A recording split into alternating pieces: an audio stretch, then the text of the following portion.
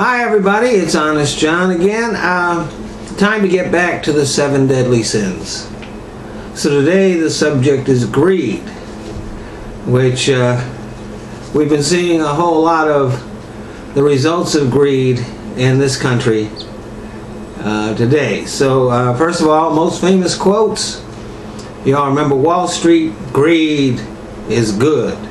And of course from the Bible, it is easier for a camel to fit through the eye of a needle than for a rich man to enter the kingdom of heaven. And we all know the story of King Midas, who wished for the golden touch and then found out what a curse that was and was driven to the brink of madness. Now, let me just say, there's nothing wrong with wanting stuff. You know, there's some cool stuff out there to be wanting. Nothing wrong with wanting it. There's nothing wrong with wanting to live well. Everybody should live well. But we are, as I mentioned before, living with the results of unbridled greed in this country, and it's not pretty. And the trouble is that other people's greed can have real negative effects on everybody else.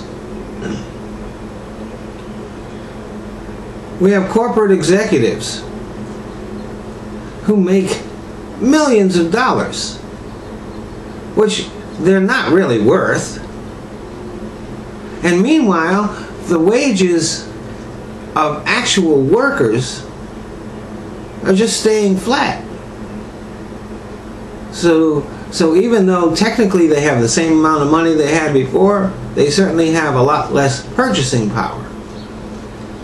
And that's a direct result of executive greed, because they want all this money and it doesn't get shared with the people who do the actual work. And the more that they get, the more they want. That's why the Koch brothers and other real greedy corporate owners are funding the anti-union movement, which is being done by Republicans in the states that they are now in control of. They want it to be official that it's okay for them to screw their workers so that they can have more stuff, even though they don't really need it. And the more greed is rewarded, the worse off we all are. 400 families in the United States have more money than everybody else put together. That means that there's a whole lot less for everybody else to have.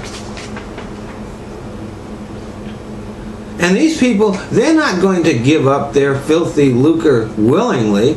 It has to be taken from them. And that's why the tax rate on the rich needs to be radically changed. Not just to the rates under Bill Clinton that they're talking about, but a tiered scale ranging from 40% to 65% for the super rich.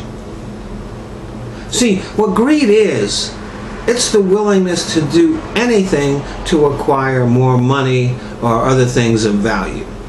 The willingness to screw over everybody else. The willingness to do incredible amounts of harm. It's also called being a Republican. Thanks for listening.